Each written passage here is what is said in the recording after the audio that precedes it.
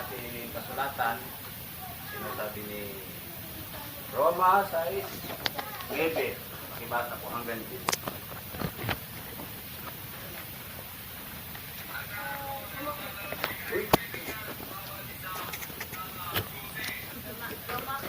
Roma 6:9 hanggang dito.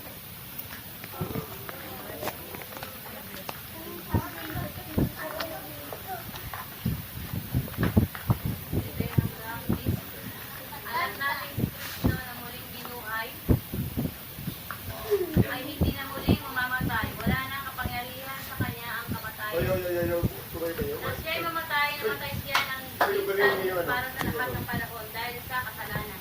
At ang buhay niya ngayon ay para sa Diyos. Amen. Praise the Lord. Sa bumasa ng maliwanag po na narinig. Anong sabi? Namatay siya po dahil sa pagsunod ng ating mga kasalanan.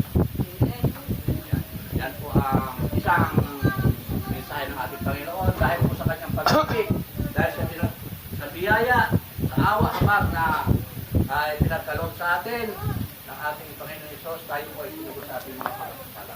So, suwalit po, hindi lang po, ibig sabihin po, nawalan tayo ng pagkakasala. Natupos po tayo ng pagkakasala. Ngayon po, ang kanya namang, mayroon po siyang mensahe sa atin na kung po tayo natupos sa ating pagkakasala, ituloy-tuloy pa rin po tayong gagawa ng kasalanan. Hindi po, kinakailangan po, pag nakilala na natin siya, sinampalatayanan siya natin, sinunod ang kanyang kapanalan, ang kanyang mga inuutos sa atin.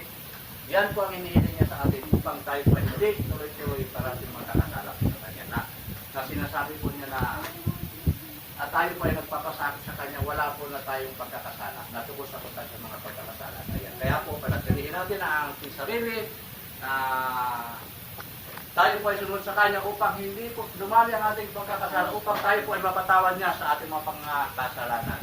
Kaya yan po ang ating mensahe sa araw na ito.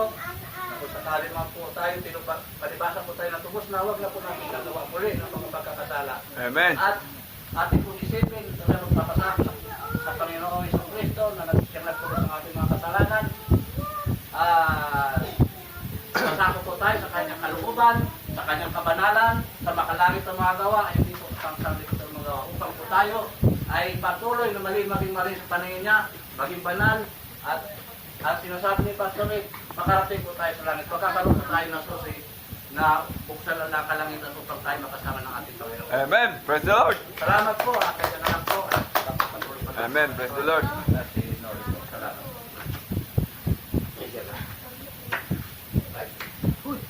May naintindihan kayo yun? Amen. Salamat. Kung may naintindihan tayo doon, maliwanag kung ano man ang sinabi, mga kapatid, sa pandaman, namaan ko sa Biblia, pero makita tayo.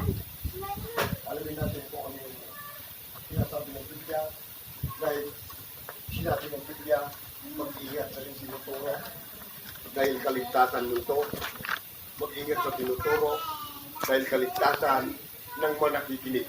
Nawa, mga kapatid, kung ang itinuturo, mga kapatid, ay nanggaling mismo